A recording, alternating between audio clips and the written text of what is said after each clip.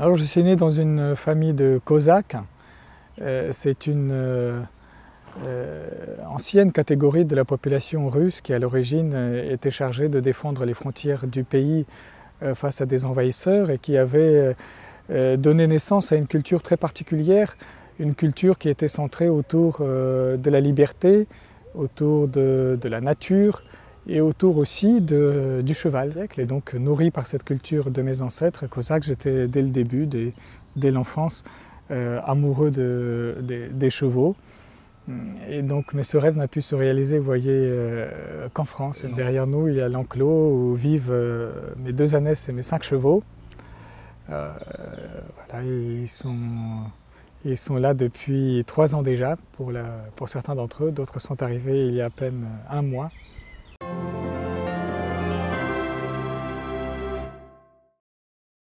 Alors, il m'est venu de l'Évangile, figurez-vous.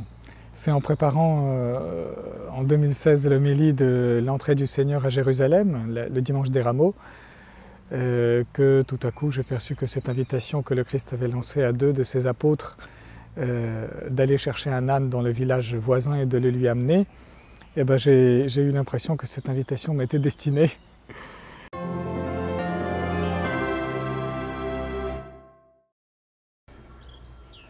Elles m'ont surtout appris la patience et à savoir se contenter de peu pour avancer. Et donc ça donne un sacré coup à votre orgueil et à votre vanité et qui vous oblige vraiment à apprécier des toutes petites avancées.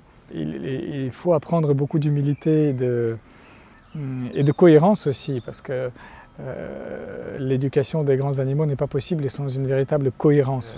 Et je trouve que c'est une excellente leçon pour un pasteur des humains que je suis aussi par ailleurs. Et c'est surtout pour la prière qu'ils m'ont apporté le plus, ces animaux, parce que le temps que je passe avec ces animaux lorsque je viens les nourrir ou leur changer l'eau, nettoyer leurs abris, eh bien tout ce temps je l'ai utilisé pour cultiver cette prière personnelle, cette prière du cœur, la prière de Jésus, la répétition continue du nom du Christ avec la demande de sa pitié et de sa miséricorde.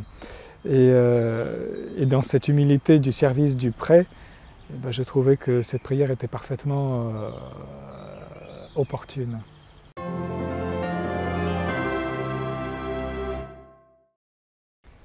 Alors que les animaux ont une âme, ça je n'en ai aucun doute, puisque l'âme au sens biblique du terme signifie la vie, et ce sont bel et bien des êtres vivants, des êtres doués d'une véritable sensibilité et d'une intelligence qui est certes différente de la nôtre, mais qui n'est pas moins réelle. Après, je ne peux pas du tout m'engager pour le projet de Dieu à l'égard des animaux. Ce que j'essaie de me dire, c'est que dans la mesure où l'univers dans lequel nous vivons, et qui est l'œuvre de la sagesse créatrice de Dieu, n'est pas un univers exclusivement humain, il est peuplé d'autres êtres vivants que nous, les hommes. Eh bien, si j'applique ce même principe de la diversité de la vie que Dieu a déjà appliqué dans ce monde-ci, eh bien, je peux supposer que le règne de Dieu à venir, ce ciel nouveau et cette terre nouvelle que nous attendons et que nous espérons, nous chrétiens, ne seront pas non plus exclusivement humains.